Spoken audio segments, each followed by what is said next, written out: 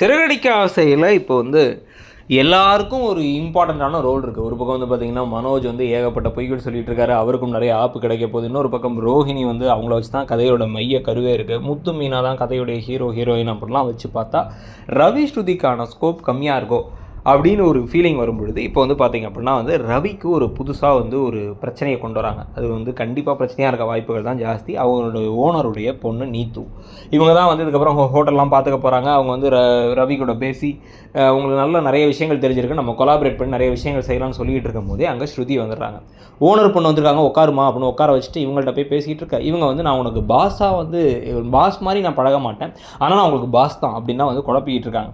என்ன லூஸாக இருப்பா போல் பாஸாக இருக்க சொன்னா அப்படின்னு வந்து ஸ்ருதி என்ன பண்ணுறாங்க, இந்த விஷயத்தை இவர்கிட்ட பேசிட்டு வா வெளில போகலாம் அப்படின்னு கூப்பிட்டா ரவி வந்து அதெல்லாம் வரமாட்டேங்கிறார், வேலை இருக்குன்ட்டு. அதில் அந்த நீத்து வேற இவங்க தான் என் ஒய்ஃப் அப்படின்னு சொன்ன உடனே நீ ஹிந்தி கற்றுங்கன்னு வேறு முதல்ல சொல்கிறாங்க. அப்புறமா வந்து அதெல்லாம் அவனுக்கு தேவைப்பட்டப்ப பார்த்துப்பான் அப்படின்னு அவங்க சொல்லிக்கிட்டு இருக்கும் பொழுது யார் அப்படின்னா என் ஒய்ஃபுங்கிறாங்க ரவி சொல்கிறார். சொன்ன உடனே வந்து அப்போ உங்களை பார்த்தா கல்யாணம் மாதிரி தெரியலையே அப்படின்ட்டு சரி ஓகே பாய் அப்படின்னு கிளம்பிடுறாரு. கல்யாணமானால் ஒரு வாழ்த்து கூட தெரிவிக்கல, இவங்க பேசாமல் போகிறாங்க. யார் இது சரியான லூஸாக இருக்கும் போல் அப்படின்னு வந்து இவர் பேசிகிட்டு இருக்காரு. இவங்க பேசிகிட்டு இருக்காங்க ஸ்ருதி ரவிக்கு இடையில் இந்த நீத்து குறுக்க வர்றது வந்து அடுத்த கட்ட கதையாக இருக்க போகுது.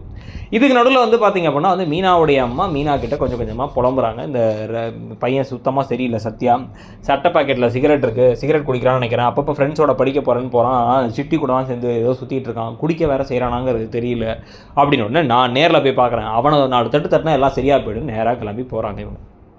இவங்க போகும்பொழுதே வந்து பார்த்திங்க அப்படின்னா வந்து இந்த விஷயத்தை இவங்க வந்து முத்துக்கிட்ட சொல்லிடுறாங்க போல், ஆனால் நமக்கு காட்டலை.